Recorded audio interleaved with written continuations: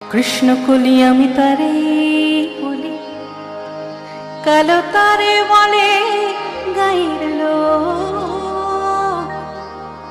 মেঘলা দিনে দেখেছিলেন মাঠে কালো মেঘ, কালো হরিণ চোখ। ঘোমটা মাথায় ছিল না তার মোটে,